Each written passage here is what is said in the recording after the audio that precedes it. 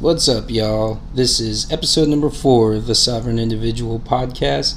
Going to be talking about Tulsi Gabbard today, and no warnings for this episode for language or content subject, anything like that. So, just want to thank Flavor Aid once again for the intro music you're about to hear.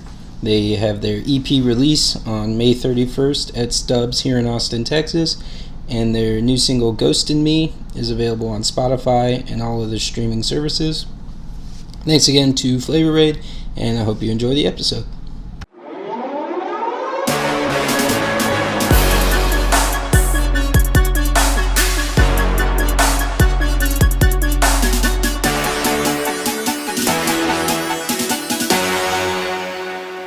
Welcome back, y'all. This is episode number 4 of the Sovereign Individual podcast. My name is Eric Guerra, and I am your host. So today we are going to be talking about Tulsi Gabbard. She's a Democratic nominee for president. She's running in the primaries. She announced that she would be running a little while back and is being largely ignored by the corporate media. And that's because she is staunchly anti-war and anti-interventionist and is the only candidate that's saying anything in that realm. So, of course, the corporate media, which loves to beat the drums for war, you see what they're doing for Venezuela right now, and we've seen what they've done time and time again to lead us into conflicts. There's almost never been a war they weren't willing to lie us into. So, of course, they don't like the fact that she is so staunchly anti-war and anti-interventionist, and she's being ignored because of it. And so when she first announced her campaign, I was aware of who she was. I heard her on the Joe Rogan podcast. She went on there, had a great conversation with Joe. It was kind of the first time I was really exposed to her views on foreign policy. Before that, I just kind of knew her as a Bernie supporter. And so let me be very clear, I guess, from the jump. I've been pretty gung-ho about her campaign and a lot of the things that she's saying. I disagree with her on almost everything domestically. You know, she's a Bernie supporter, and she supports almost all of his policies that he has suggested for us domestically. And so I'm not going to get into all that. I'm not going to get into the multitude of reasons why I disagree with her on almost everything. I couldn't agree with her more on pretty much everything that she says about foreign policy, and I couldn't agree with her less on almost everything that she says about domestic policy. So I've been very excited about her campaign, and I was very excited when she announced, but don't take that as any sort of endorsement or that I'm going to be voting for her. We'll get into that more as the episode goes along. I can't say, I'm not going to say 100% that she's somebody I would never ever vote for, but it's not likely. But she is staunchly anti-war, and that's a huge thing. And the reason I was so excited about her campaign and her announcing is because I knew at least in the Democratic primaries we would have one candidate talking about America's foreign policy and our interventionist policy and why it needs to stop. So I was very excited because I knew we'd have at least one person talking about that. Then she's kind of made it a focal point of her campaign and her promotion of the campaign on social media, and in the few shows that have had her on, that's been the main talking point of hers. So that makes me even more excited. And not only does she hold these stances, she's going full bore, full steam ahead with these stances regarding U.S. foreign policy and why it needs to change. And so that's been very encouraging as well. She's not only believing in those things, but she's going to make it kind of the focal point of her campaign. So it's exciting to see and encouraging to see, but it also sucks because she's being largely ignored by the corporate media because of that. And my hope is that she's going to be able to do what is necessary to get onto the debate stage in the primaries so that she can at least get some national exposure there, because the corporate media is doing everything they can to not expose her currently. So Tulsi Gabbard is she's a member of the National Guard. She's a representative from Hawaii out there on the island. She's served multiple tours overseas in the Middle East, and she's been in Congress for 6 years now. And she has been referred to as an Assad apologist. If you are familiar with the Joe Rogan podcast, Barry Weiss made a fool of herself in referring to Tulsi Gabbard as an Assad toady, which Joe asked what that was, and then Barry Weiss started backtracking because she was like, wait, does that word mean what I says it or what I'm saying it means? And so she backtracks on that, and then is backtracking on the Assad apologist thing because Joe started just asking basic questions about it, like how has she, and Barry Weiss was just like, well, you could tell it was just her spewing out things that she's read or heard. So where this all kind of branches from and where it comes from is, well, one, her opposition to U.S. intervention in Syria, and then two, she went to Syria and actually met with Assad while she was there. So I like to let people speak for themselves on it. So I've got a couple clips here of Tulsi speaking, and this was back in 2017 that she did these interviews. One is with Tucker Carlson. We'll start with those ones on Fox News, and then I've got a clip from her interview with Jake Tapper on CNN as well. And so, I like to give people a chance to speak on them, and so she does speak on that. So we're going to listen to the first clip real quick from the Tucker Carlson show. With us tonight. Congresswoman, thanks a lot for joining us. Thank you very much. So you met with Assad. Not many people can say that. And Donald Trump, of course, at the same time has been emphasizing his plan to take on ISIS directly. We're not exactly sure what that means. But based on your conversation with President Assad, do you think the Assad government would welcome an alliance with the U.S. military to fight ISIS? First of all, in your intro, I just want to make a correction. I'm not a defender of Assad. I didn't go to Syria to meet with Assad. It was not even part of the plan initially. I went there to visit with the Syrian people, to share the care, the love, and the aloha that the people of our country have for them, and to see the situation on the ground for myself. When the opportunity presented itself to meet with President Assad, I took it simply because I believe that if we profess to care for the Syrian people, if we want to end the suffering for them, we have to be willing to meet with whomever we need to in order to accomplish that. And that was much of what I discussed with him in that meeting, was how do we get to a place where we can end this war, where the terrorists in his country can be defeated, terrorists like Al-Qaeda and ISIS and all of these other groups that are working with them, and make it so that the Syrian people are able to move on with their lives, to make it so that the Syrian refugees who have fled Syria to not only the Middle East, but Europe and other parts of the world are able to return home. So yeah, sure sounds like an apologist to me, and sure sounds like a defender. Tucker Carlson, what she was referring to in his intro, stated that Assad had found an unlikely defender, and so she was quick to correct that, and that's a big deal.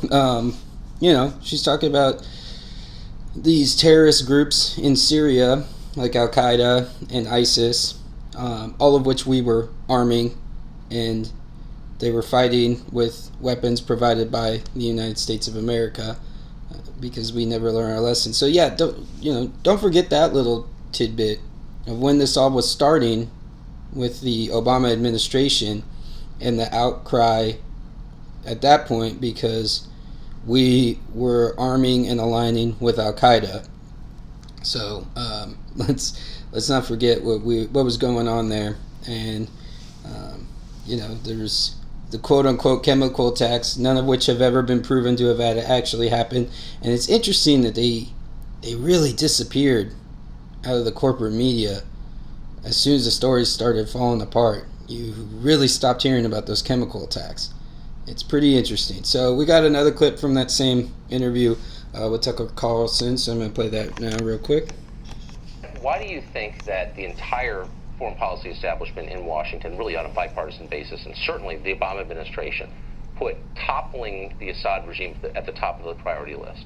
It's unfortunate, but it continues a track record of foreign policy decisions that the United States has made, even in the recent past, beginning with Iraq and toppling the Saddam Hussein, with Libya and toppling Gaddafi, and now in Syria to topple What's the thinking behind Assad. it? I mean, you've thought about this. Why Assad? I mean, it's not a defense of Assad or his brutality, It's this idea that but the why United States should be the world's police, and that the United States should say, okay, here's a bad guy, we're going to go and topple this bad guy, without thinking through what the consequences of those decisions are. What would they be if Assad were toppled? And it looks less likely every day, but let's say that happened. Who would lead Syria, do you think? This is the key question, Tucker, is the reality on the ground is that the strongest force are groups like al-Nusra, which is al-Qaeda, are groups like ISIS. There are many different radical jihadist groups who are fighting there, all with this same goal of toppling the Assad government, knowing that they are the most effective, right. They're the most powerful, they will take over. So not only will life for the Syrian people be a living hell, they will, religious minorities will face a genocide. They will pose a great threat to the region and a great threat to the world. So yeah, we've got somebody sitting here. This is back in 2017 when this interview occurred, talking about what occurred in Libya and what occurred in Iraq, and how when America just intervenes without thinking and without any sort of forward looking as to what might occur from it, this is what happens. I mean, it was, you remember the Arab Spring occurring during the Obama administration and how gung-ho everyone was about it. And Russia, the big bad Russia, big bad Putin, the new number one enemy again, because we're deciding to go through reruns in political history and making Russia out to be the boogeyman again. Putin and Russia were telling the Obama administration during the Arab Spring, hey, y'all need to be careful about what you're doing right now in regards to the Arab Spring and in Libya, because there's going to be a power vacuum, and there's this group ISIS that's going to fill that power vacuum, and they're bad news. Russia was telling us that. So that's a funny little thing that occurred. Now, granted, we created ISIS. Brennan, a famous CIA known CIA spook who was making the rounds on TV because he got his security clearance taken away by Trump. He created and helped arm ISIS. So that's probably the main reason why we weren't listening about the power vacuum, because it was just another terrorist rebel group that we were funding and arming in the region, because we haven't learned our lesson about what happens when we build up a terrorist organization in that region of the world. So, and now I'm gonna bring up the Jake Tapper interview, because there's one more point I wanted to get across when it comes to Assad and Miss Gabbard. So, Mrs. Gabbard. The maxim that people say in the military, that you don't make peace with your friends, you make peace with your enemies. But obviously Bashar al-Assad is responsible for thousands of deaths and millions of people being displaced during this 5-year-long civil war. Did you have any compunctions about meeting with somebody like that, giving him any sort of enhanced credibility because a member of the United States Congress would meet with someone like that? Whatever you think about President Assad, the fact is that he is the president of Syria. In order for any peace agreement, in order for any possibility of a viable peace agreement to occur, there has to be a conversation with him. The Syrian people will determine his outcome and what happens with their government and their future. But our focus, my commitment is on ending this war that has caused so much suffering to these Syrian people, to these children, to these families, many of whom I met on this trip.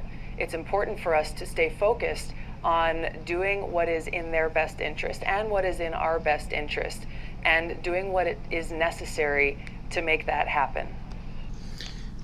So again, when you're talking about diplomacy, which is incredibly important in the foreign affairs realm, diplomacy means talking with people you don't like, talking with people who are bad guys, having a conversation with those kind of people. That's what diplomacy is. Diplomacy is used in lieu of war. War is kind of an extension of the thinking of might equals right.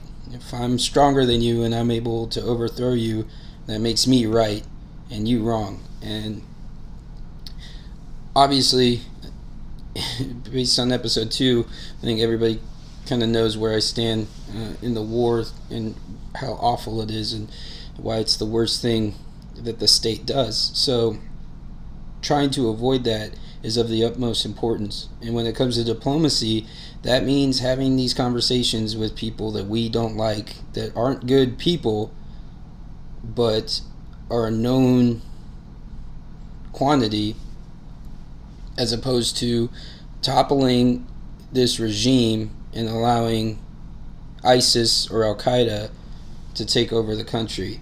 Again, this comes back to the same thing with Venezuela. You're talking about the self-determination of the people of Syria. This is their right if they want to rise up and overthrow the Assad government. That is completely within their purview. What's not right and what shouldn't occur is there aren't rebels. There haven't been moderate rebel groups. It's been terrorist organizations, and that's who the United States has been arming. It's terrorist organizations within Syria to fight Assad. So what's not okay is for the United States to arm terrorist groups who are going to take over when Assad is overthrown. That's absolutely not okay. So anyway, that's kind of just the bit on the Assad apologist talk, and it's a talking point that's loved to be thrown out in the corporate media space because she's anti-war, because she had the audacity to meet with Assad when the opportunity presented itself. It wasn't something planned, and she had the opportunity to meet and start that dialogue. You know, it's the same thing when Rand Paul went over to Russia and they were calling him a puppet and blah, and you know, an agent of the Russians and all this crap. That's what it is at the end of the day. It's crap. You have to be able to have conversations with people. It goes back to what I was talking about in the first episode. We don't know how to talk to each other. We don't know how to talk with people we disagree with about things that we disagree with. And then when individuals are attempting to do that with foreign nations that we don't agree with, they're referred to as traitors. So what you're saying then is the only acceptable outcome in your eyes is war with Russia and war with Syria and war with North Korea. That's the only acceptable outcome. Millions of deaths is the only acceptable outcome here. I don't buy that.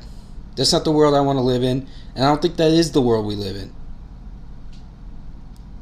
Having conversations with bad people is part of diplomacy. Anyway, so that's the Assad apologist stuff.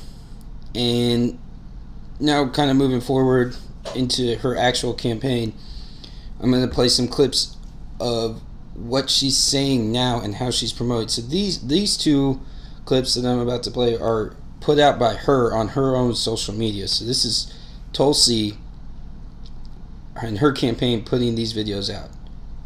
So let me pull up one of them real quick and go. We must stand united and stand strong against those in both parties who never tire of war. Neocons and neolibs who drag us from one regime change war to the next and who are exacerbating the new Cold War, pushing us to the brink of nuclear war. We deserve better. Our country deserves better. Damn right we do. I'm glad somebody's out there saying it. And again, like I said, this is not some endorsement of Tulsi Gabbard. I disagree with most of what she says. But the fact of the matter is she's the only candidate out there saying this. And she's making it a focal point of her campaign. And the United States people need to hear this. We've been fed lies and propaganda from the corporate media and from our own government for the better part of 20 decades about why we need to be involving ourselves all around the world, spending trillions of dollars and millions of lives, which absolutely is unnecessary and is just the United States acting as if we're the world's police, and that we need to make sure everybody is playing fair and playing by the rules. That's not the responsibility of the United States. That's not allowing the self-determination of peoples around the world. Sovereign individuals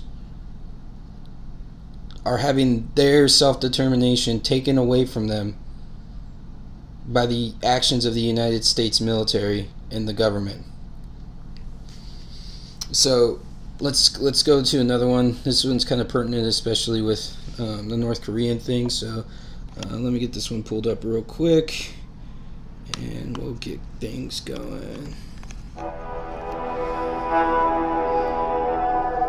So we are facing a very direct nuclear threat from North Korea. Remember, she says that as a representative from Hawaii, where there was that huge scare when that emergency broadcast text got sent out by accident claiming that there was an imminent warhead heading for Hawaii. So this is something that's very real to her and her constituents. Well, I've been talking about the seriousness of this threat for years, and I've been calling on President Trump to work out the differences so that we can build a pathway towards denuclearization. There's a few things that have to happen in order for those negotiations to be successful. First of all, they have to happen without preconditions. The second issue is understanding why North Korea has developed and is holding on so tightly to these nuclear weapons. Because they see it as the only deterrent against the U.S. coming in and overthrowing the regime there. They see how the United States in Libya, for example, guaranteed Gaddafi, we're not going to go after you, you should get rid of your nuclear weapons. He did, then we went and led an attack that toppled Gaddafi. North Korea is now in a position where Kim Jong-un is saying, no way, I'm not going to give up these nuclear weapons, because he doesn't see that credible message coming from the United States that we're not interested in overthrowing your government, we're interested in removing this nuclear threat from our country and the world. Spot on. Especially the point on Libya. Kim Jong-un saw that. Saw what happened to Gaddafi. I guarantee you Kim Jong-un does not want to be sodomized to death in the middle of the street. And Tulsi is absolutely right here in that if we're going to be able to have these conversations and move towards, I mean, Michael Malice puts it great. He was on an interview. He's an expert on North Korea. He's written a great book called Dear Reader about the history of North Korea and about Kim Jong-un, or Kim Jong-il rather. And he put it great. He was being interviewed. I can't remember which show it was on. But they were talking about North Korea, and they asked him what was the most important thing or what he concerns him most, and he said the continued enslavement of the North Korean people. And that's spot on. And we're not going to move towards helping those people out by antagonizing the North Korean government into war. I was reading a study that was saying, or it was a United States military kind of estimation or simulation of what we would be looking at loss of life with a war with North Korea, and it was estimated at 13 million. 13 million lives would be lost in a war with North Korea. That's not helping to end the enslavement of the North Korean people. It's killing 13 million of them. We already firebombed the country into damn near nothingness in the first Korean War. We certainly don't need to make that mistake again. And we need to be having these conversations in order to help these people around the world become more free and give them the same liberty and freedom that we have. But it can't come at the end of a Tomahawk missile fired off a cruise ship from 200 miles away, killing some military members of the North Korean military and a countless amount of civilians. We cannot spread freedom and liberty at the end of a barrel of a gun or at the end of a warhead and expect that we can kill countless civilians and innocent lives and that they're going to somehow accept that our way of life is a better way. It's a disgusting practice, and it's gone on for far too long, and I'm glad somebody is talking about it. So I have one more clip to play, and then we'll start wrapping things up. So this is a recent interview with Tucker Carlson again. He's pretty much one of the only people willing to have her on consistently with these views, and she's done a few other interviews here and there, but she gives a good response here. So I want to play this clip real quick. What's so interesting is that worldview, the regime change worldview, I mean, if it worked, at one time I thought it sounded like it made sense, but we've had almost 20 years of it, and it demonstrably hasn't worked, and there's really kind of no debate about how badly it's gone. Why would people still support that? That's a great question. It's, if you look at the military-industrial complex that benefits off of these continued regime change wars, you look at those in Washington who's invested their entire careers built on continuing to wage these wars, and the most unfortunate thing is they sell them under the guise of humanitarianism to the American people who want to be able to do good things, who want to be able to help people who are suffering, but not pointing out the fact and not facing the truth that in each of these different examples of regime change led by the United States, it has resulted in far more suffering for the people who they're supposedly trying to help. And there's a lot. And there it is. That's what it all comes down to at the end of the day, is the military industrial complex. And that is why Representative Gabbard is being ignored largely by the corporate media, why she's not getting the same coverage as other candidates who have entered into the Democratic primary, because people in Washington, we've got 535 individuals in Washington, and the majority of them beat the drums for war at every opportunity they can, because they know that it's good business for them to feed the military industrial complex and to make sure that that continues making money. And corporate media is going to ignore her because they love to beat the drums for war. They love to lie to our faces about reasons to go to war in order to send us there, because they make money off of war. So the military industrial complex thriving is good for corporate media as well. And that's essentially why not a whole lot of people are talking about Tulsi Gabbard, and why I wanted to bring up this episode. It's, there's been a lot of talk even within the libertarian circles that I pay attention to and that I'm engaged in, where libertarians are upset that other libertarians are talking about Gabbard, and they'll bring up her domestic issues. And like I said, domestic wise, I do not agree with Tulsi Gabbard. But she's the only one out there saying these things right now.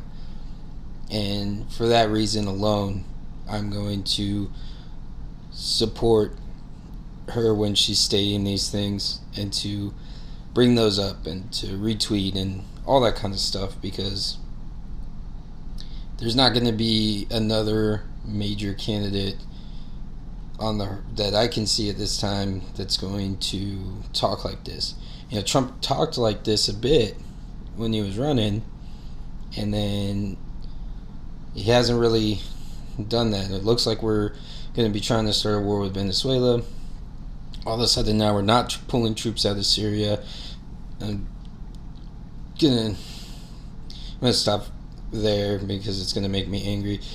She's the only one who's gonna be talking about anti-war and anti-interventionist ideas, and questioning why the United States has been conducting the foreign policy the way it has been for the better part of 2 decades now, and what an abject failure it's been, and the strain that is put on our economy, how much more the debt is now because we're fighting and spending trillions of dollars in these wars, and the sheer death and destruction that all these wars have brought upon innocent people throughout the world. So appreciate that she has the courage to be out there running and saying these kind of things, and I wholeheartedly hope that she's able to do what's necessary to make it onto that debate stage, so that somehow,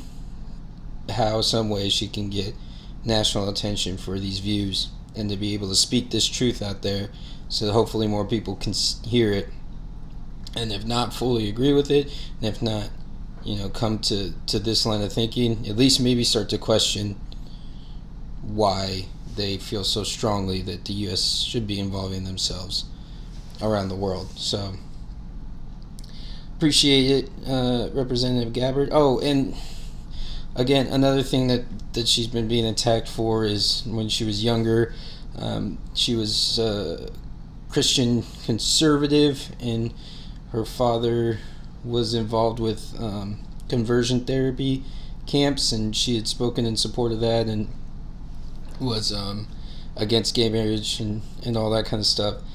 I'm not even going to go into that because it's completely unnecessary. She's spoken on it. She's apologized. She's said many times how she's came to having a change of heart and a change in her views on that issue. So, again, like the Assad apologist narrative, it's a narrative meant to attack her and cut at her validity as a candidate, and it's baseless, and it's something that she's directly addressed on multiple occasions. So that'll do it for this episode of The Sovereign Individual. Thanks again for tuning in. Look out for the next episode coming out sometime probably around the weekend or so. I'm not quite sure what the next subject is going to be, so you'll find out as soon as I do, I guess. And thanks for listening.